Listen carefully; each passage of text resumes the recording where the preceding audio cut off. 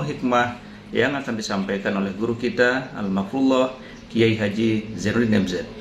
Tentunya banyak sekali ilmu, hikmah, dan manfaat yang bisa kita jadikan pelajaran dalam kehidupan kita sehari-hari.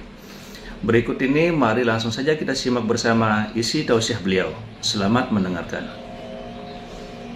Wa qatlan nafsil lati harramallahu illa bil haqq, membunuh orang lain dengan cara yang tidak benar, membunuh orang yang diharamkan oleh Allah Subhanahu wa ta'ala untuk melakukannya kecuali dengan alasan yang benar. Kita tahu Islam adalah agama damai. Sesuai dengan namanya, ia tidak dikembangkan dengan pedang dan kekerasan. Ia dikembangkan dengan keteladanan dan tuntunan moral.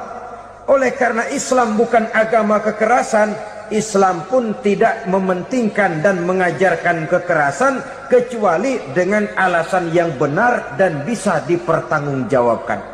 Membunuh dengan sengaja, menghilangkan nyawa orang lain tanpa alasan yang bisa dibenarkan adalah merupakan dosa besar dan satu di antara 7 perkara yang bisa mendatangkan kerusakan dalam kehidupan dan yang hendaknya harus kita jauhi.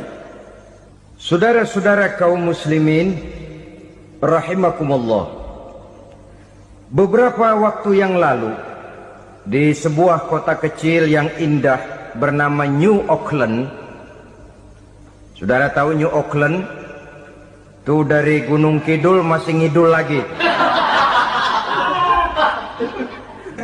Pernah diadakan satu seminar yang membicarakan bagaimana menyelamatkan masyarakat manusia dari bahaya Perang Dunia Ketiga. Diperkirakan kalau terjadi Perang Dunia Ketiga, manusia tidak akan tersisa. Sebab apa?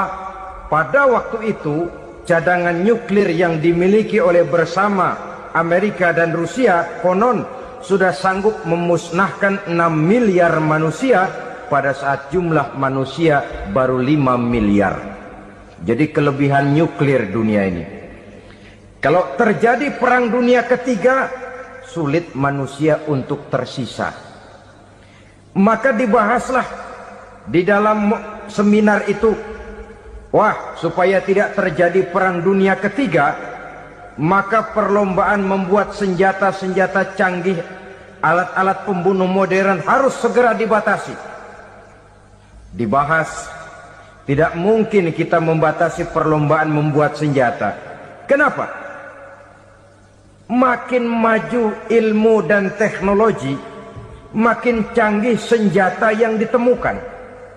Atom sudah meningkat menjadi nuklir, nuklir sudah meningkat menjadi neutron, dan kita tahu bom yang bernama neutron ini bom yang cukup membunuh tanpa perlu merusak.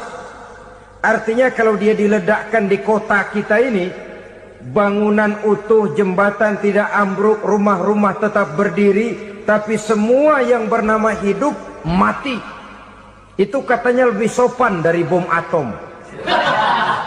Sebab kalau si atom ini sudah membunuh, merusak pula. Neutron cukup membunuh saja tanpa perlu merusak. Jadi majunya senjata-senjata teknologi sebagai akibat yang logis dari kemajuan ilmu pengetahuan ini tidak bisa kita batasi. Dan memang sebenarnya yang bahaya bukan senjatanya, tapi manusia yang mengendalikan senjata itu.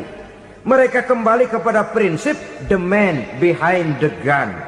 Bukan senjatanya yang bahaya, tapi manusia yang mengendalikan senjata itu yang bahaya. Walaupun senjatanya modern, katakanlah model M16 umpamanya, kalau yang mengendalikannya orang beriman, insya Allah aman.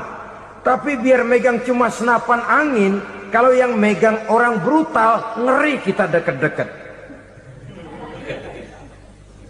Apalagi kalau memang bukan ahlinya menggunakan senjata, bisa ngeker kaki kena jidat.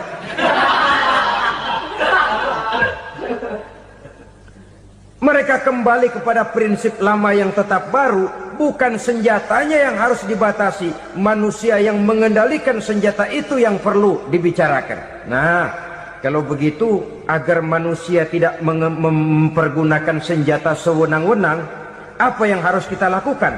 Ya, manusianya harus bermoral. Ya, tapi moral yang mana? Di dunia ini banyak ajaran tentang moral. Itu pun mudah saja. Di sini kan kita undang saja ahli dari berbagai agama untuk membicarakan konsep perdamaian menurut agamanya masing-masing. Baik, setuju itu? Setuju.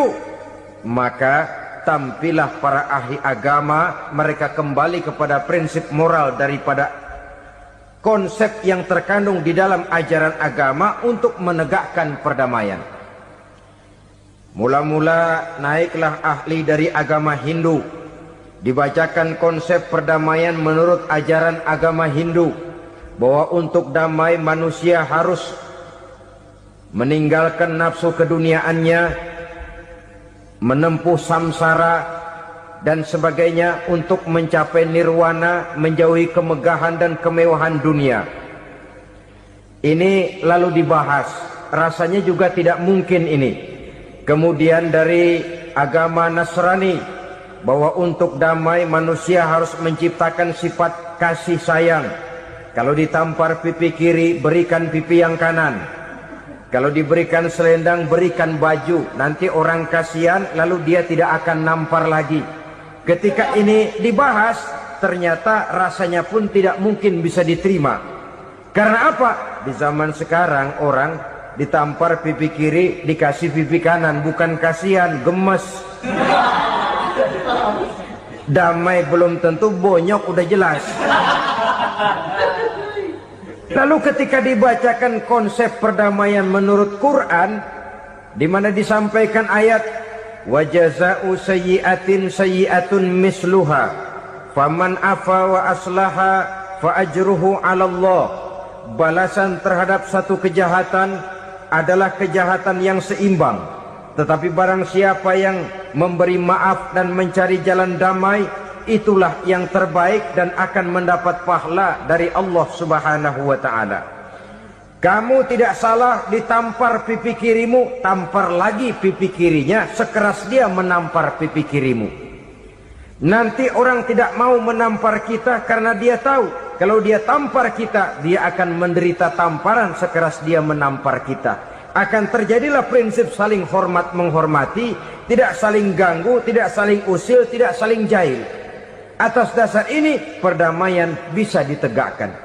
Mereka bisa menerima konsep ini, tapi kemudian seminar ditutup tanpa satu keputusan resmi. Kenapa? Terus terang mereka kagum dengan konsep Islam, tapi sentimen lama terhadap nilai-nilai Islam telah menutup mata mereka untuk menerima kebenaran dari ajaran Al-Quranul Karim. Saudara-saudara kaum muslimin rahimakumullah, kembali kita kepada persoalan pokok. Roh adalah dari Allah. Dia akan kembali kepada Allah, milik mutlak dari Allah. Tidak pantas kita merampasnya dari orang lain. Tidak wajar kita menghilangkannya tanpa alasan yang dibenarkan oleh agama. Di zaman sekarang, akibat persaingan hidup yang makin tajam, lapangan kerja yang makin sulit, tensi ekonomi yang makin tinggi, atau karena nilai moral yang makin rendah, atau juga karena rapuhnya pegangan orang kepada agama, nyawa rasanya sudah sedemikian murahnya. Berbagai kasus membuat berdiri bulu roma kita. Ada mayit, ada manusia dipotong 6, dicincang macam kambing. Ada yang dipotong 5, ada yang dipotong 13, dikardusin, dibuang ke tempat sampah. Inna lillahi wa inna ilaihi raji'un. Gejala apa ini? Kanibalisme. Manusia sudah demikian sadisnya, manusia sudah sedemikian buasnya, sehingga sesama manusia diperlakukan seperti hewan. Padahal hewan sendiri belum pernah macan makan macan, bagaimanapun buasnya macan.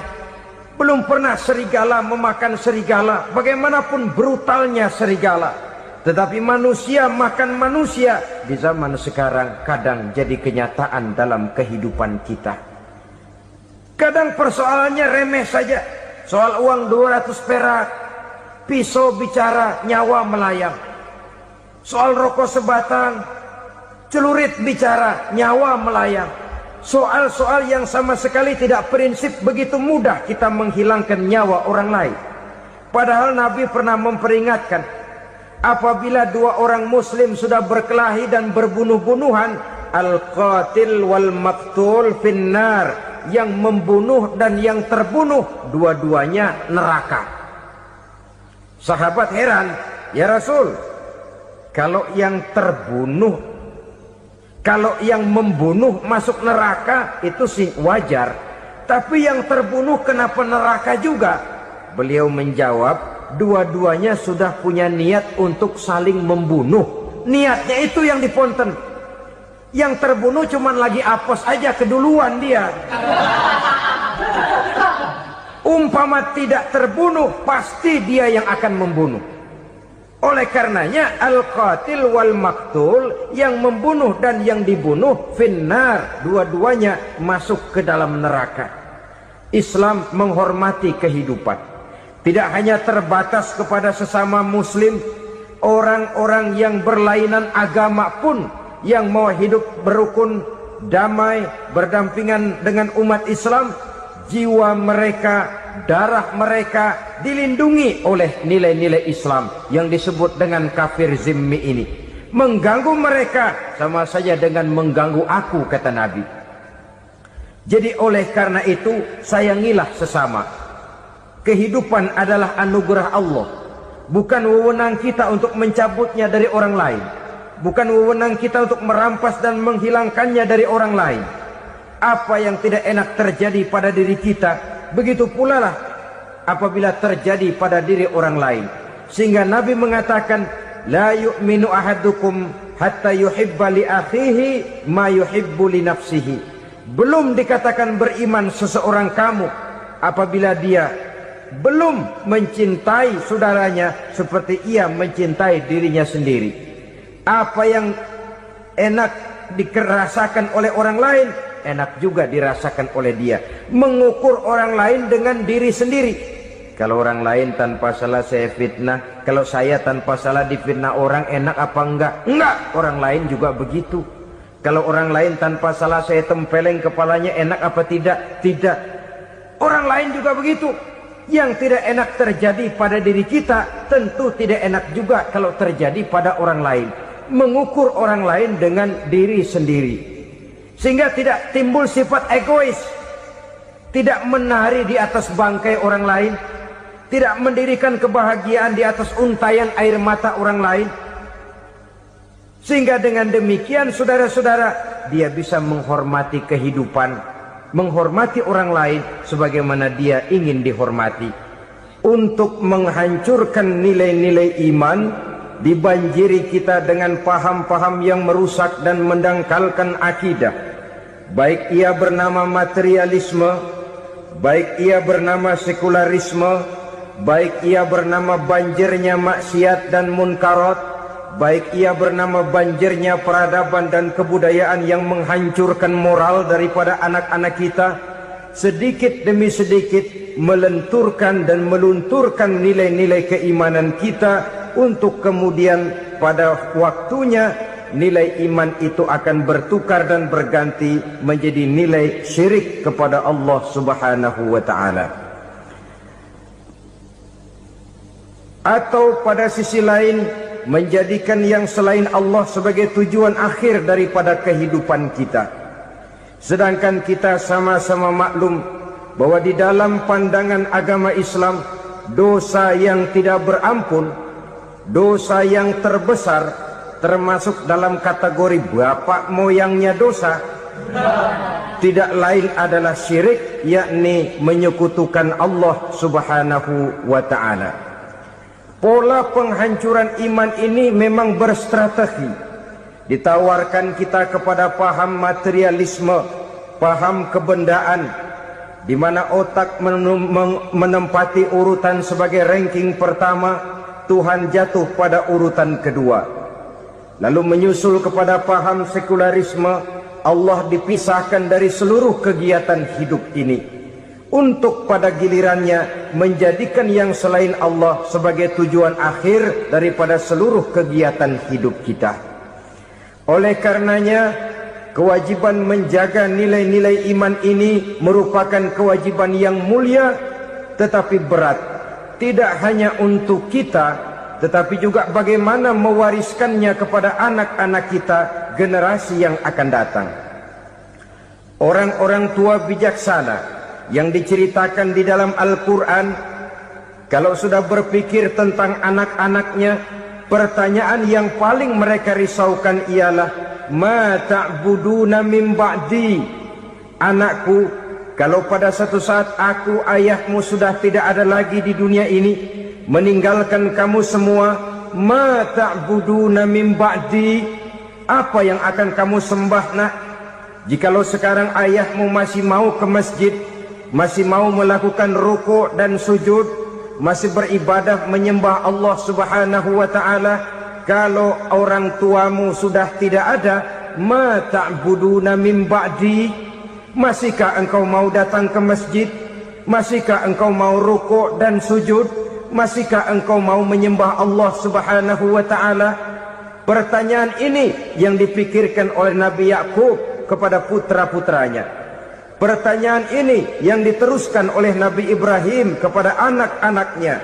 Pertanyaan ini yang diwariskan oleh generasi ulama salafus saleh kepada para generasi berikutnya. Bagaimana kita generasi sekarang? Kita orang-orang tua sekarang bukan berfikir ma ta'buduna min ba'di, malah yang kita pikirkan ma ta'kuluna min ba'di. Kalau bapak tidak ada nanti kamu makan apa nak? Perkara kamu nyembah apa, urusan nomor 18. Yang penting kamu nanti hidup bisa makan nak. Maka kita sibuk mewariskan harta kepada anak-anak kita. Kita sibuk mewariskan kebun dan tanah kepada anak-anak kita.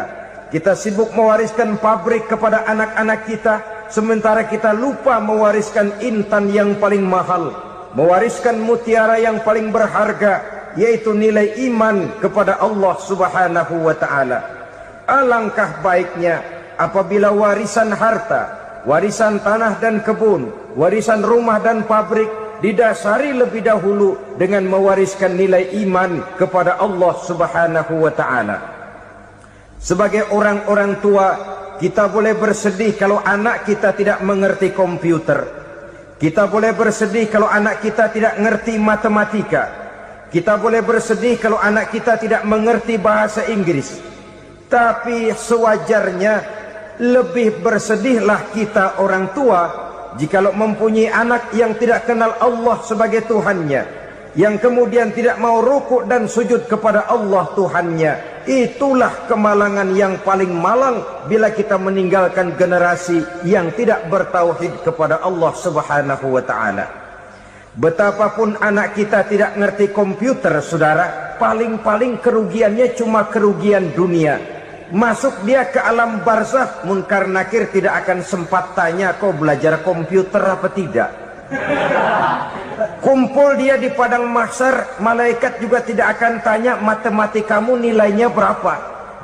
Yang ditanya, kau kenal Allah, kau rukuk dan sujud kepadanya, kau pernah datang ke masjid. Oleh karena itu sekali lagi, menjaga nilai iman tidak hanya untuk kita, tetapi juga mewariskannya kepada anak-anak kita, generasi yang akan datang. Sungguh kemalangan yang paling besar apabila kita meninggalkan anak-anak kita. Mereka kita tinggalkan lemah ekonominya, itu tidak baik. Mereka kita tinggalkan lemah otaknya, itu pun akan membuat mereka tertinggal oleh yang lain. Tapi yang paling celaka, jikalau kita tinggalkan mereka dalam kondisi lemah imannya, rapuh akidahnya, tidak baik dan tidak betul keyakinan hidupnya. Oleh karena itu Nabi berpesan, jauhilah 7 perkara yang merusak. Yang pertama, syirik kepada Allah Subhanahu wa ta'ala. Menyekutukan Allah baik dalam ucapan, dalam keyakinan, ataupun dalam perbuatan. Ini perkara pertama yang termasuk 7 perusak besar di dalam kehidupan. Kalau sudah jatuh kita ke lembah syirik, bagaimanapun banyak kebaikan yang kita kerjakan, berjiwa sosial, bertangan pemurah, gemar menolong orang lain, kalau memang dasarnya syirik, maka seluruh kebaikan kita akan hancur, tidak akan ada nilainya dalam pandangan Allah Subhanahu wa ta'ala. Dalam pandangan manusia, mungkin kita dicatat sebagai orang sosial, gemar menolong orang lain, tidak berpangku tangan melihat orang yang mendapat kesulitan, tapi oleh karena dasarnya syirik, dasarnya tidak mentauhidkan Allah, maka seluruh nilai kebaikan yang kita kerjakan tidak akan ada nilainya dalam pandangan Allah Subhanahu wa ta'ala. Maka jagalah iman kita, jangan sampai dihinggapi penyakit syirik yang bagaimana kecilnya sekalipun. Sekali lagi, baik syirik dalam bentuk ucapan, syirik dalam bentuk keyakinan, sampai kepada syirik dalam bentuk perbuatan, kita berhindar kepada sifat-sifat yang sedemikian itu. Karena apa? Dalam satu ayat Quran Allah Subhanahu wa ta'ala menjelaskan, innallaha la yaghfiru ayyushraka bih wa yaghfiru ma duna dzalika liman yasha.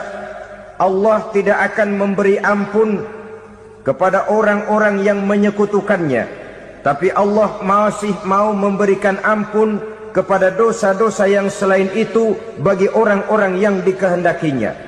Dosa selain syirik, apabila kita bertaubat, Allah masih mau mengampuni.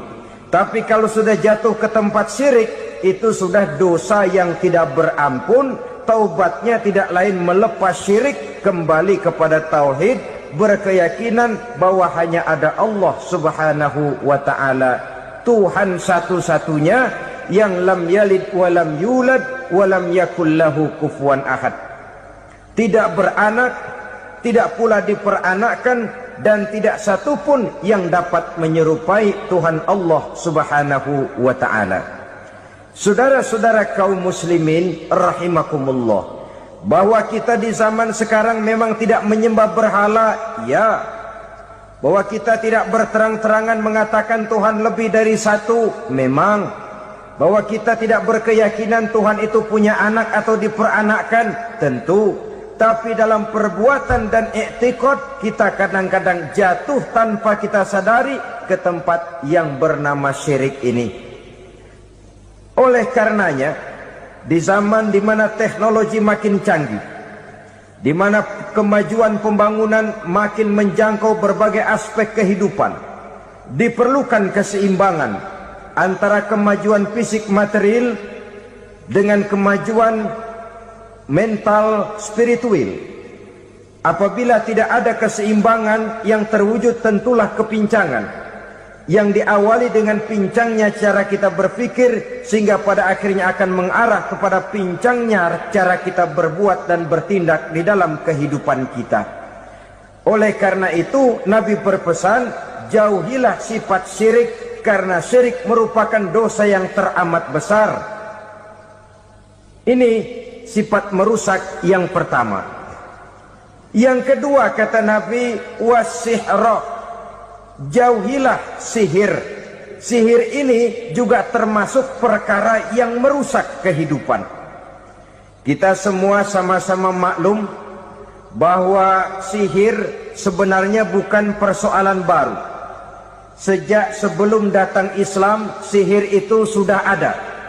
Di zaman Yunani kuno, sihir ada. Di zaman Mesir kuno, di zaman Cina kuno, dan yang lain-lain yang serba kuno, sihir itu sudah ada. Bahkan para nabi pun, para rasul yang diutus oleh Allah Subhanahu wa ta'ala, senantiasa berhadapan dengan ahli-ahli sihir untuk menguji kebenaran dari misi yang mereka bawa. Sihir adalah perbuatan di luar kebiasaan yang bisa dikerjakan oleh ahlinya dengan bantuan jin atau setan. Hukum mempelajari sihir adalah haram, mengamalkannya lebih haram lagi. Sebab itu saudara-saudara, sihir merupakan perbuatan merusak yang harus kita jauhi. Ciri-ciri daripada perbuatan sihir, pertama, ia mengandung tipuan, bayangan khayal. Di zaman Nabi Musa misalnya, orang melihat tambang-tambang itu seperti ular. Nabi Musa melayangkan tongkatnya menjadi ular-ular besar yang memakan ular-ular kecil ciptaan tukang-tukang sihir Fir'aun tadi. Lalu sihir bisa terjadi dengan bantuan jin kafir atau setan. Kemudian ciri yang ketiga, sifatnya halus dan tersembunyi. Taruh kata ada seorang ahli sihir yang mempergunakan ayat-ayat Quran sebagai jompa-jampe, sebagai baca-bacaan, itu cuma sekedar kedok. Tujuannya tidak lain menjadikan agama sebagai kedok untuk membenarkan cara yang dimurkai oleh Allah Subhanahu wa ta'ala. Satu hadis yang diriwayatkan oleh Imam Bazar dan Tabrani, Nabi berpesan, "Laisa minna man tatayyara lahu au takahhana au tukuhhina lahu au sahira lahu." Tidak termasuk ke dalam golonganku, kata Nabi. Tidak termasuk umatku. Siapa mereka? Man tatayyara lahu, orang yang bertatoyur. Apa tatoyur itu? Dari kalimat toyaro, artinya terbang.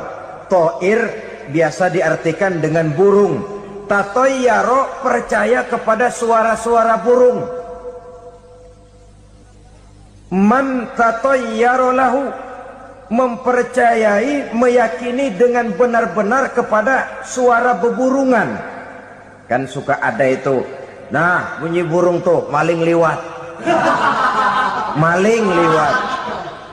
Burung bunyi, maling liwat. Itu termasuk tatayyara lahu, percaya kepada suara burung. Kan aneh kalau suara orang nggak dipercaya, suara burung malah dipercaya. Ada ustadz ceramah, kiai ngaji, nggak mau didengerin, burung dengerin bener. Nah, suaranya dari sebelah mana? Belah kulon. Nah, itu tandanya ano.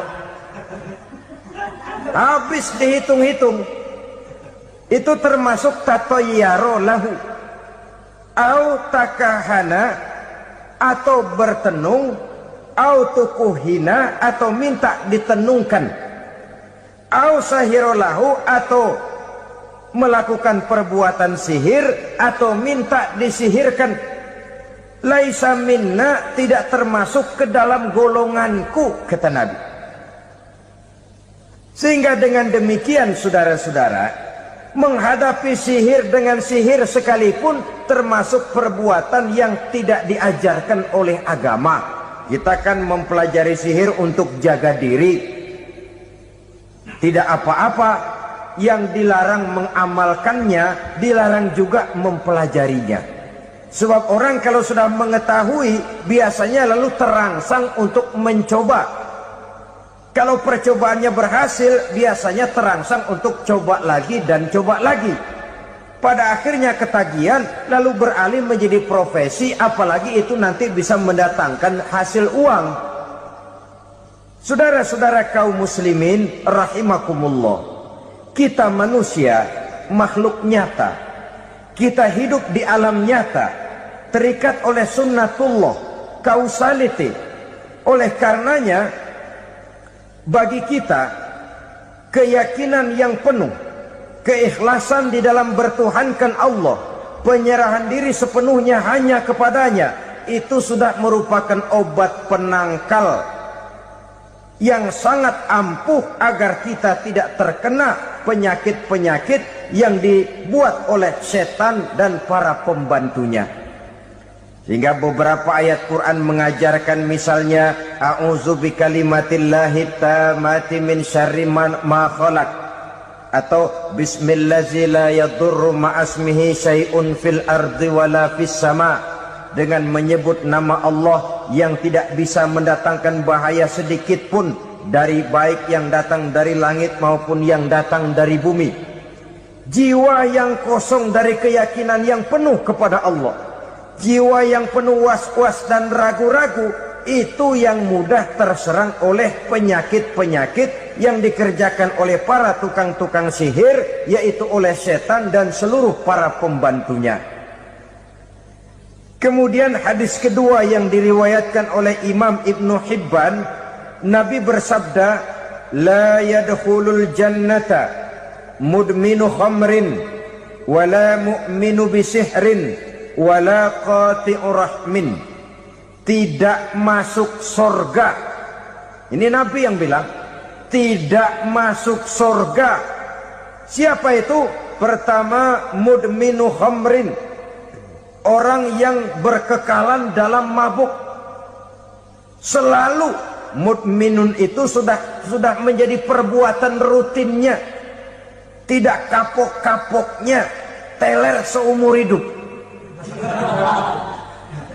Mudminu khamrin, tidak masuk surga orang yang selalu bermabuk-mabukan. Yang kedua, wala mu'minu bisihrin, orang mukmin tapi main sihir. Ini juga oleh Nabi diperingatkan, tidak akan masuk surga orang mukmin tapi suka main sihir. Wala qati'u rahmin, dan tidak juga orang yang memutuskan silaturahmi. Tiga macam manusia yang diperingatkan Nabi tidak akan masuk surga: orang yang selalu mabuk, orang mukmin yang main sihir, dan orang yang memutuskan silaturahmi. Saudara-saudara kaum muslimin rahimakumullah. Lalu orang berkata, kenapa dilarang kita bersihir? Padahal Rasul sendiri kan punya mukjizat.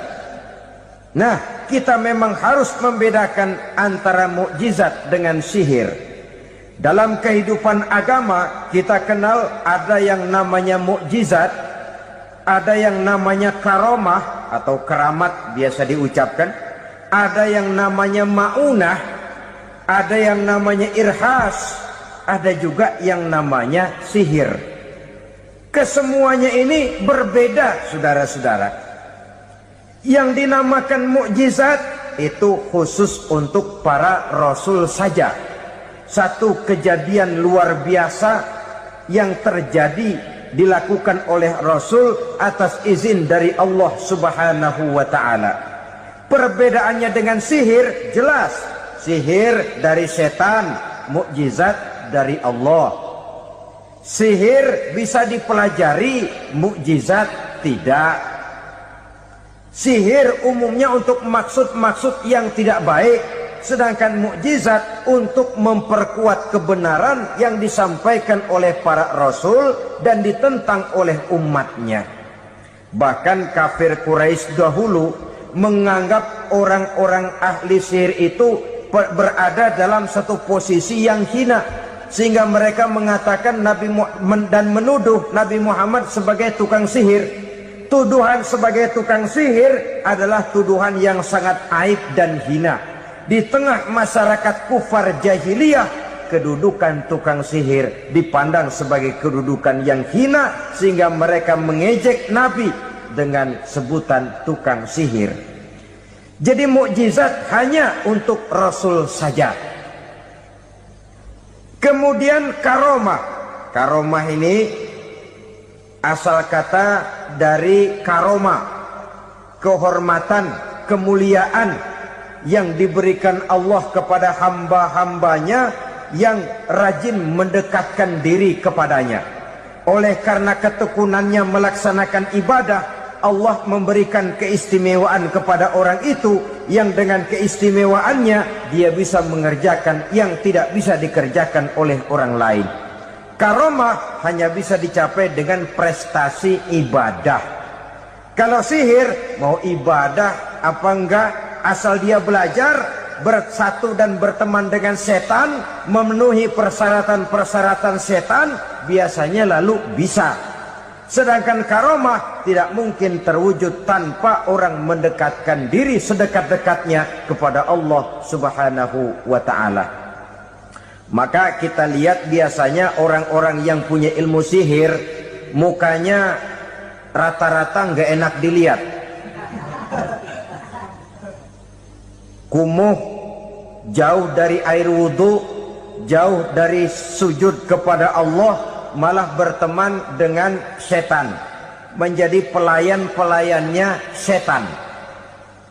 Saudara-saudara, adapun maunah, keistimewaan yang diberikan Allah kepada hamba-hambanya yang belum sampai kepada tingkat wali, tapi orang itu lebih banyak kebaikannya daripada kesalahannya.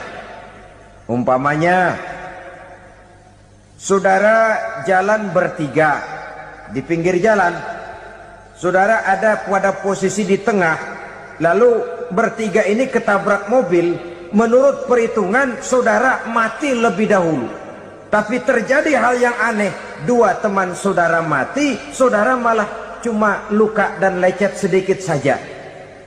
Apa itu?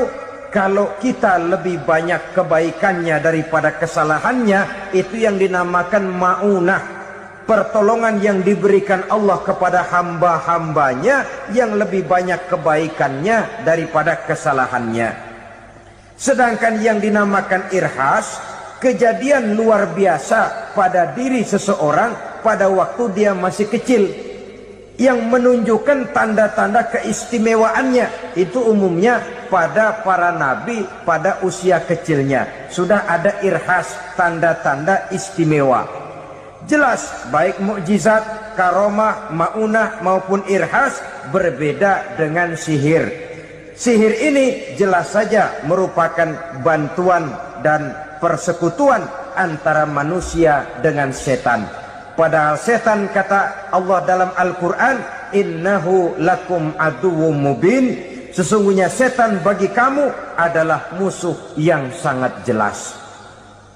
Saudara-saudara kaum muslimin rahimakumullah, di zaman sekarang dalam menghadapi beban kehidupan yang makin pelik, menghadapi stres yang tidak kunjung selesai, menghadapi persoalan-persoalan yang teramat berat, orang sering mencari jalan keluar kepada hal-hal yang menurut pendapatnya bisa meringankan beban moralnya itu. Pergilah dia mencari sesuatu yang dapat meringankan bebannya. Dan tidak jarang yang jatuh ke pangkuan tukang-tukang tenung, ke pangkuan tukang-tukang sihir, yang mereka itu oleh Quran dijelaskan kadzabal munajjimun walau sodaku. Tukang-tukang tenung, tukang-tukang sihir, mereka itu bohong walaupun benar. Maksudnya bohong walaupun benar, artinya kalau yang mereka kerjakan benar, itu sih kebenaran. Benar dengan kebenaran itu lain. Kebenaran, kebetulan bisa, tapi tidak untuk selalu. Apalagi kalau itu sudah membahayakan kehidupan orang lain. Jadi oleh karena itu Nabi berpesan, jauhilah daripada sihir. Kalau sudah jauhilah dari sihir, artinya ya jauhilah daripada mempelajarinya, jauhilah daripada bergaul dengan orang-orang yang ahli di bidang itu, karena dari pergaulan segalanya bisa menular. Baiklah saudara, ini yang kedua. Yang ketiga pesan Nabi, wa qatlan nafsil lati harramallahu illa bil haq, membunuh orang lain dengan cara yang tidak benar, membunuh orang yang diharamkan oleh Allah Subhanahu wa taala untuk melakukannya kecuali dengan alasan yang benar. Kita tahu Islam adalah agama damai, sesuai dengan namanya. Ia tidak dikembangkan dengan pedang dan kekerasan. Ia dikembangkan dengan keteladanan dan tuntunan moral.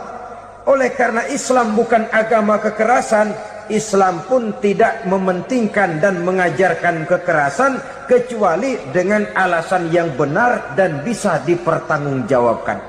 Membunuh dengan sengaja, menghilangkan nyawa orang lain tanpa alasan yang bisa dibenarkan adalah merupakan dosa besar dan satu di antara 7 perkara yang bisa mendatangkan kerusakan dalam kehidupan dan yang hendaknya harus kita jauhi.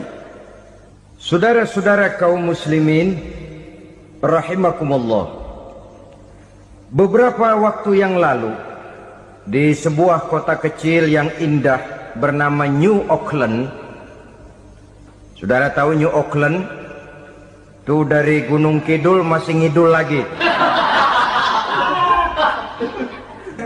Pernah diadakan satu seminar yang membicarakan bagaimana menyelamatkan masyarakat manusia dari bahaya Perang Dunia Ketiga.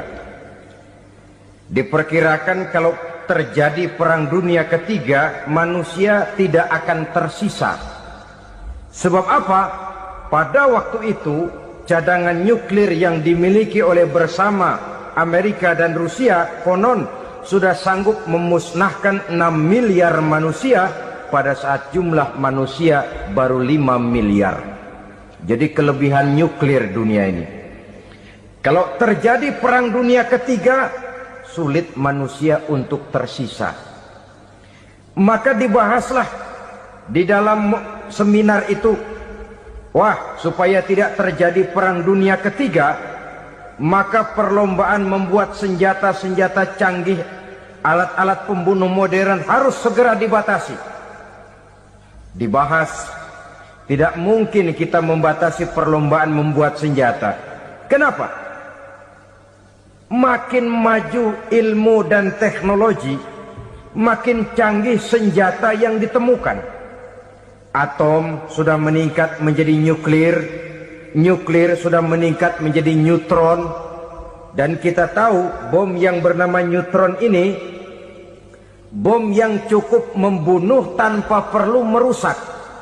Artinya kalau dia diledakkan di kota kita ini, bangunan utuh, jembatan tidak ambruk, rumah-rumah tetap berdiri, tapi semua yang bernama hidup mati. Itu katanya lebih sopan dari bom atom. Sebab kalau si atom ini sudah membunuh, merusak pula. Neutron cukup membunuh saja tanpa perlu merusak. Jadi majunya senjata-senjata teknologi sebagai akibat yang logis dari kemajuan ilmu pengetahuan ini tidak bisa kita batasi. Dan memang sebenarnya yang bahaya bukan senjatanya, tapi manusia yang mengendalikan senjata itu. Mereka kembali kepada prinsip the man behind the gun. Bukan senjatanya yang bahaya, tapi manusia yang mengendalikan senjata itu yang bahaya. Walaupun senjatanya modern, katakanlah model M16 umpamanya, kalau yang mengendalikannya orang beriman, insya Allah aman. Tapi biar megang cuma senapan angin, kalau yang megang orang brutal, ngeri kita deket-deket. Apalagi kalau memang bukan ahlinya menggunakan senjata, bisa ngeker kaki kena jidat.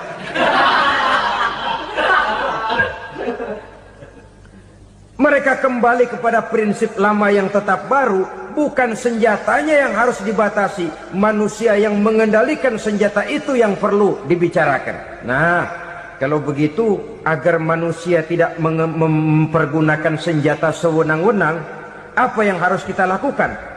Ya, manusianya harus bermoral.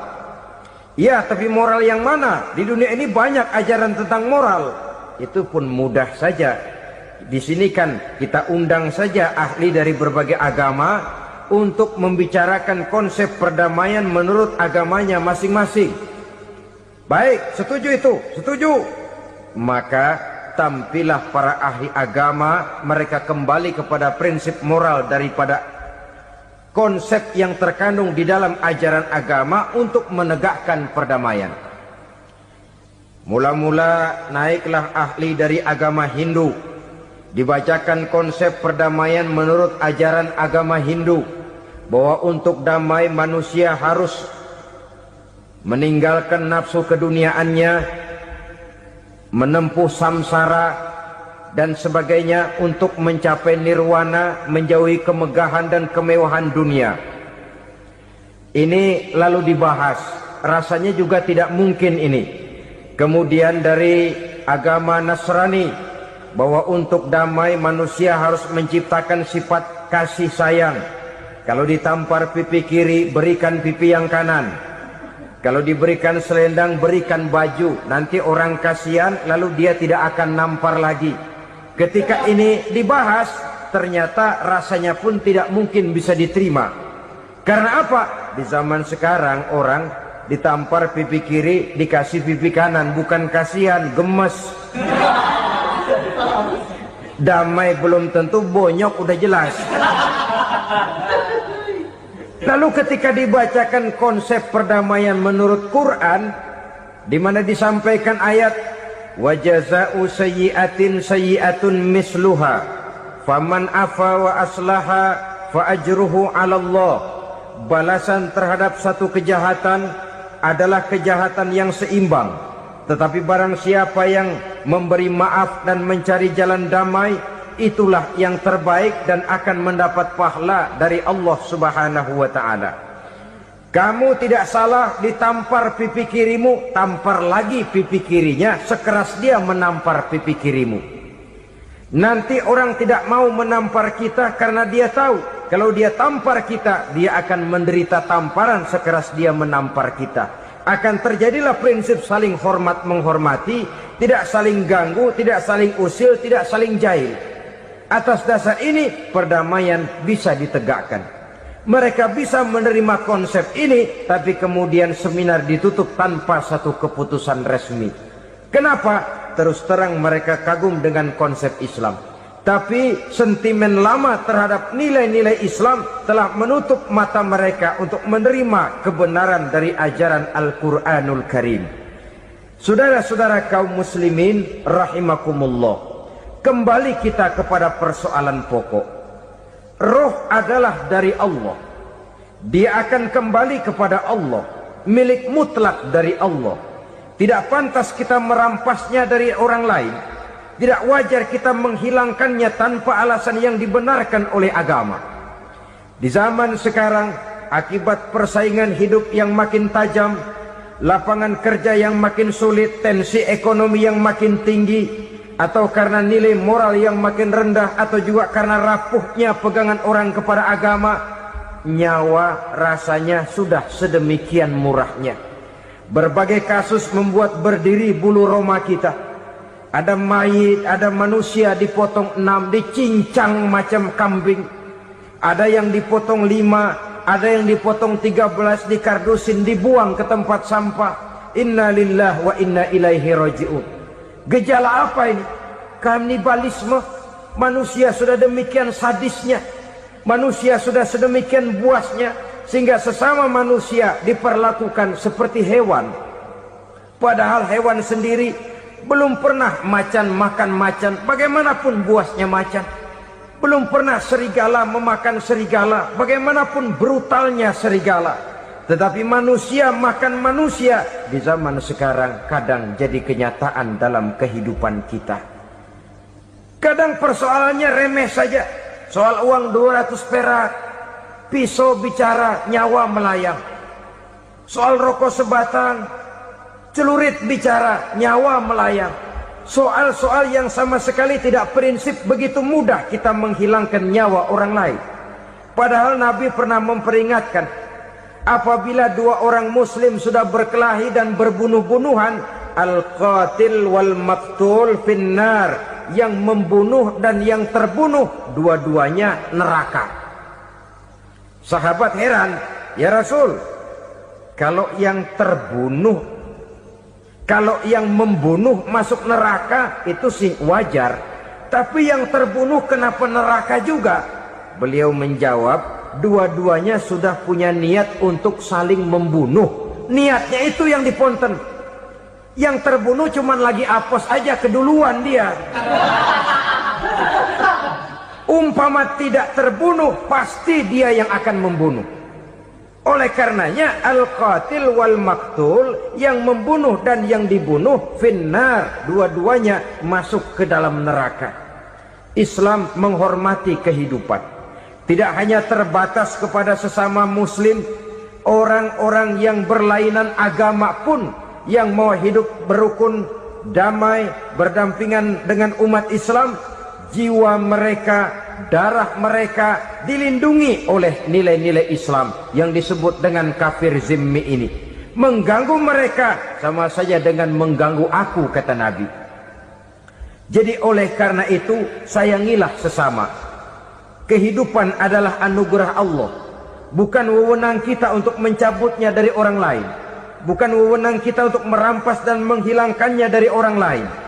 Apa yang tidak enak terjadi pada diri kita, begitu pula lah apabila terjadi pada diri orang lain. Sehingga Nabi mengatakan, la yu'minu ahadukum hatta yuhibba li akhihi ma yuhibbu li nafsihi. Belum dikatakan beriman seseorang kamu apabila dia belum mencintai saudaranya seperti ia mencintai dirinya sendiri. Apa yang enak dirasakan oleh orang lain, enak juga dirasakan oleh dia. Mengukur orang lain dengan diri sendiri. Kalau orang lain tanpa salah saya fitnah, kalau saya tanpa salah difitnah orang, enak apa enggak? Enggak, orang lain juga begitu. Kalau orang lain tanpa salah saya tempeleng kepalanya, enak apa tidak? Tidak. Orang lain juga begitu. Yang tidak enak terjadi pada diri kita, tentu tidak enak juga kalau terjadi pada orang lain.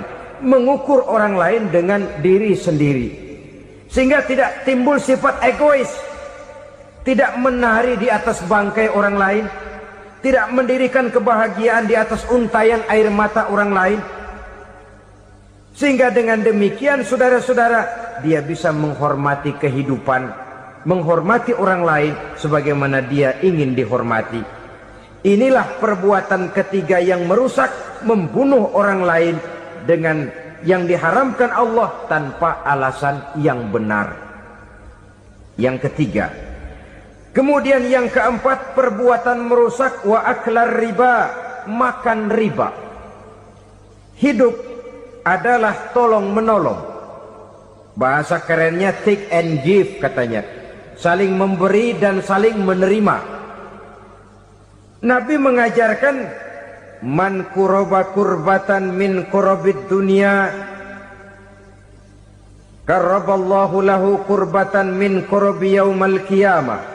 Wallahu fi aunil abdi madamal abdu fi auni akhihi. Siapa yang meringankan beban dari beban-beban yang derita seseorang di dalam kehidupan dunia, Allah akan meringankan bebannya daripada beban-beban yang harus dipikulnya di hari kiamat nanti. Wallahu fi aunil abdi madamal abdu fi auni akhihi. Allah senantiasa akan menolong seorang hamba selama hamba itu masih mau menolong saudaranya. Allah selalu akan menolong seorang hamba selama hamba itu masih mau menolong saudaranya. Apabila kita sudah berpangku tangan terhadap kesulitan orang lain, biasanya pun pada saat kita mendapat kesulitan, kita akan sulit juga memperoleh pertolongan. Nah, riba alias renten, kedoknya adalah menolong orang, tapi sama juga bulu buntutnya dilepas, palanya dicekek. Menolong orang pada akhirnya menjadi beban bagi seseorang. Dan memang mencari orang-orang yang berada dalam posisi kesulitan. Biasanya di daerah-daerah di mana musim paceklik jadi lapangan kerja sulit, sedangkan urusan perut tidak bisa ditunda, akhirnya orang terjebak ke dalam rentenir, ke dalam riba, ke dalam renten. Bunga berbunga sehingga satu saat jumlah bunganya bisa lebih besar dari jumlah pinjaman pokoknya. Kemudian kalau juga ternyata tidak bisa dibayar, rumah jadi taruhan. Memang rumah satu-satunya, begitu rumah ditarik mulain camping. Bukankah pada akhirnya akan mewariskan kesengsaraan? Oleh karena itu, kepada kita berusahalah jangan berhubungan dengan rentenir, jangan makan renten dan riba. Kepada mereka yang melaksanakan riba, walaupun mendatangkan keuntungan materi, tapi percayalah harta yang didapat dengan jalan riba tidak akan membawa keberkahan. Manakala tidak membawa keberkahan, dia tidak akan mendatangkan ketenangan di dalam kehidupan kita. Oleh karenanya, memakan harta riba termasuk perbuatan yang merusak. merusak sendi-sendi kehidupan sosial, merusak kehidupan orang lain, merusak kehidupan masyarakat, tetangga, pergaulan, dan sebagainya. Yang kelima, wa akla malil yatim, memakan harta anak yatim dengan cara yang zalim. Nih, memang lezat. Anak yatim itu nggak tahu urusan apa-apa. Kita diamanahkan untuk mengurusinya. Kadang-kadang dibentuklah panitia penyantunan yatim piatu. Yatimnya mah tetap kelaparan, panitianya yang pada gendut.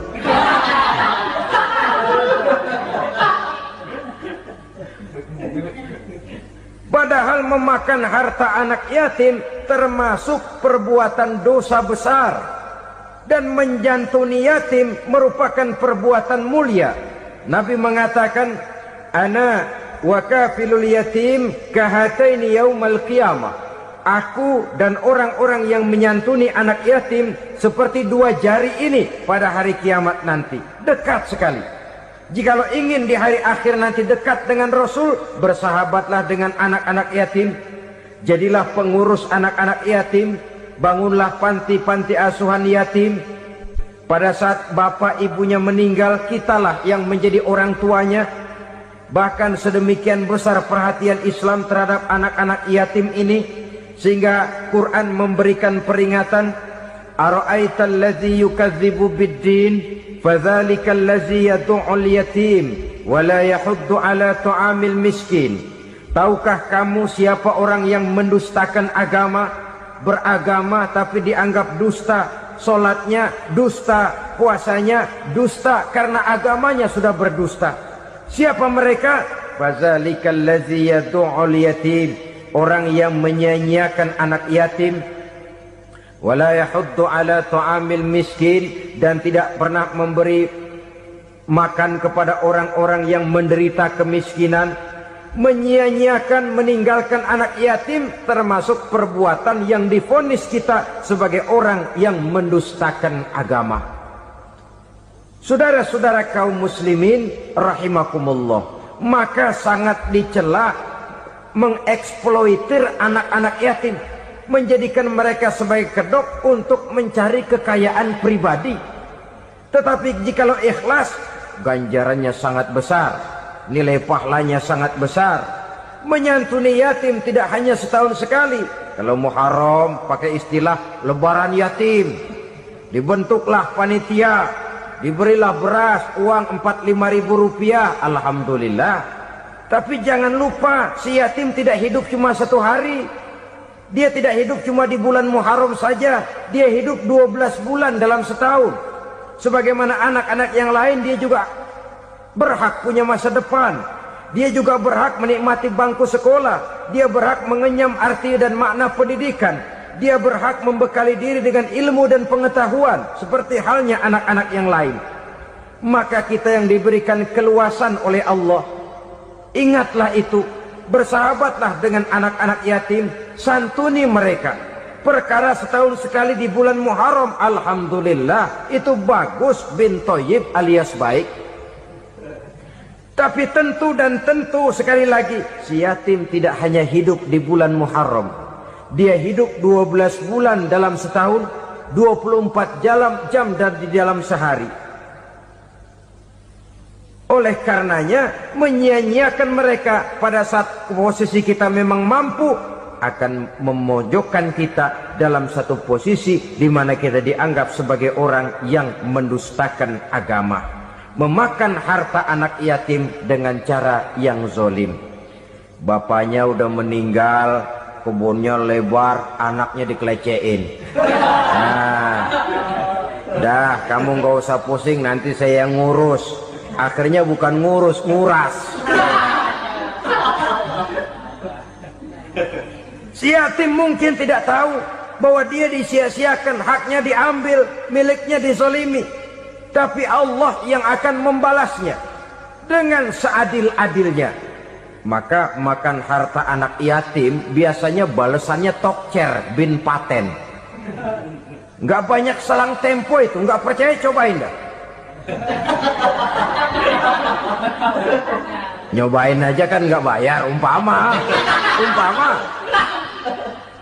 memakan harta anak yatim dengan cara yang zolim, ganjarannya biasanya kontan. Kenapa? Ratapan si miskin, untayan air matanya, jeritan kepedihan hatinya, membuka pintu langit, permohonannya diijabah, getaran hatinya didengarkan oleh Allah, maka balasannya biasanya kontan, spontan, tidak menunggu waktu terlalu lama. Itu di dunia, belum lagi di akhirat nanti. Bukankah dalam riwayat Mi'raj diceritakan Nabi melihat di neraka itu orang perutnya sebesar rumah?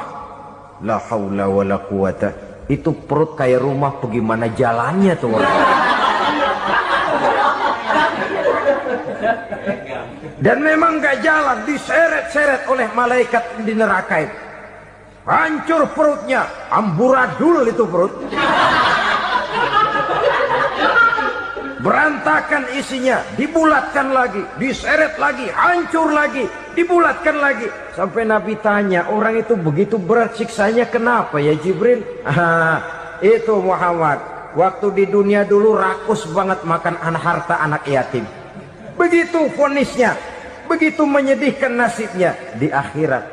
Tapi di dunia pun ketidakberkahan itu sudah membayangi kehidupannya.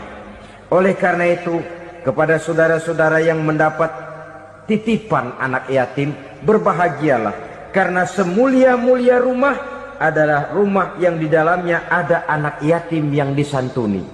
Sehina-hina rumah adalah rumah di mana di dalamnya ada anak yatim yang disia-siakan. Begitu kata Nabi kita.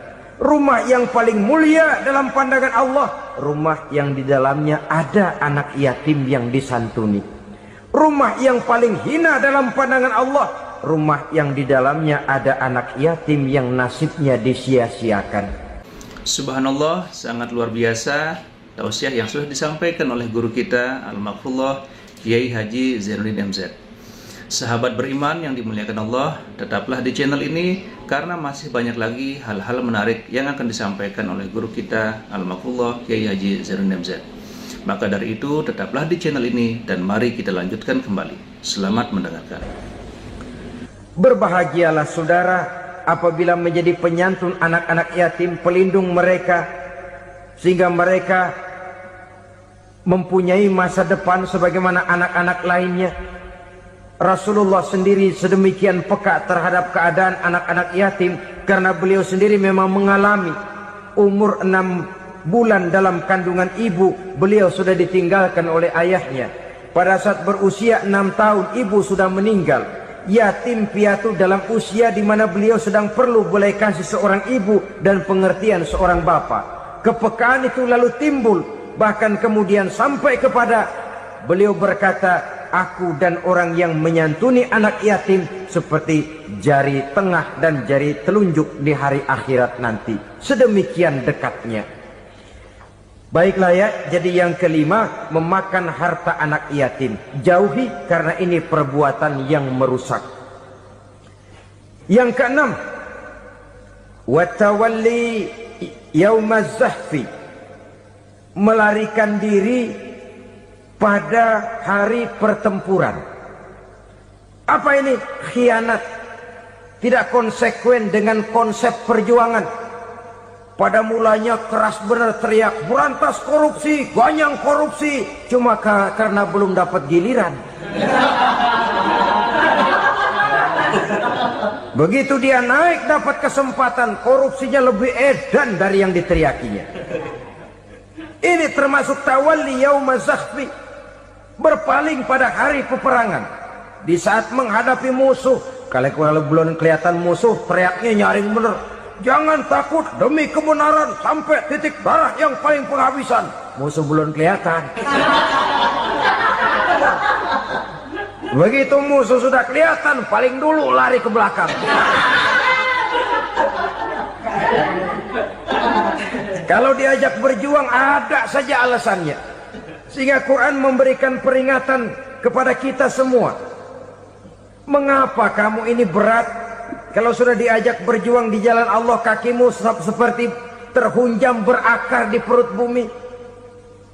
berat untuk melangkah berjuang. Lari dari pertempuran tidak konsekuen dengan konsepsi perjuangan. Mau enaknya saja dalam kondisi yang sulit lalu berpangku tangan. Ini termasuk ciri munafik yang di dalam Al-Quran disindir dengan bahasa kullama adha'a lahum masyaufi wa iza azlama alaihim qamu. Waktu terang mereka jalan, giliran gelap mereka mandek. Artinya, maksudnya, kalau giliran ada untungnya aja, rame-rame teriak Islam. Tapi begitu diminta berjuang, dituntut berkorban, rame-rame mundur. Waktu dilihat di Islam ada untungnya, rame-rame teriak Islam. Pak, saya Islam banget, Pak. KTP saya Islam, Pak. Pokoknya Islam banget dah. Tapi ketika diminta berjuang, dituntut sedikit berkorban, rame-rame mengundurkan diri. Tahun 65 PKI berontak. Waduh, waktu itu jadi orang Islam untung itu. Nggak dikejar-kejar, aman. Masjid rame, masjid, mobil-mobil mewah parkir di depan musola dan masjid. Kenapa? Waktu itu asal udah ke masjid aman. Islam selamat, untung. Tapi begitu keadaan aman, yang parkir di musola sepeda butut melulu.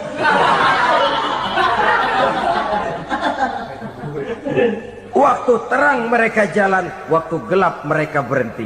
Dikala di Islam ada untungnya, baru wah Islam bagus, Islam hebat.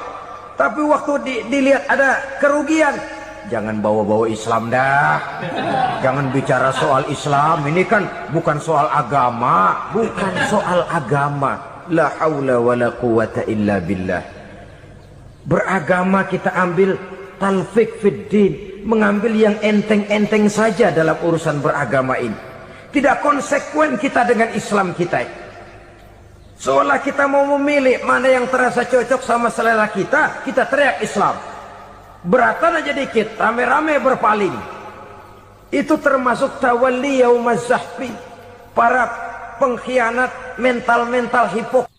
Alhamdulillahirrabbilalamin. Demikian kajian yang sangat luar biasa yang sudah disampaikan oleh guru kita Al-Mafrullah Kiai Haji Zainuddin MZ. Tentunya banyak sekali ilmu, hikmah, dan manfaat yang bisa kita jadikan pelajaran dalam kehidupan kita sehari-hari. Sahabat beriman yang dimuliakan Allah, mari kita doakan guru kita, semoga beliau dilapangkan kuburnya dan diampuni segala dosa-dosanya. Amin ya rabbal alamin. Dan buat sahabat semua yang sudah setia menyimak dosa ini sampai selesai, saya ucapkan terima kasih banyak. Semoga Allah Subhanahu wa taala senantiasa selalu melimpahkan segala rahmat dan karunia-Nya kepada sahabat semua. Selalu diberikan kesehatan, dimudahkan segala urusannya, dan dilancarkan rezekinya. Amin ya rabbal alamin. Sampai bertemu lagi di kajian berikutnya. Wabillahi taufiq wal hidayah, waridha wal inayah. Wassalamualaikum warahmatullahi wabarakatuh. Setelah kita mendengarkan bersama kajian yang sangat luar biasa dari guru kita Al-Mafrullah Kiai Haji Zainuddin MZ, sekarang mari kita lanjutkan aktivitas kita masing-masing. Doa dan harapan saya, semoga sahabat semua selalu diberikan kesehatan, dimudahkan segala urusannya, dan dilancarkan rezekinya. Amin ya rabbal alamin. Sampai bertemu lagi di kajian berikutnya. Wabillahi taufiq wal hidayah. Wassalamualaikum warahmatullahi wabarakatuh. Assalamualaikum.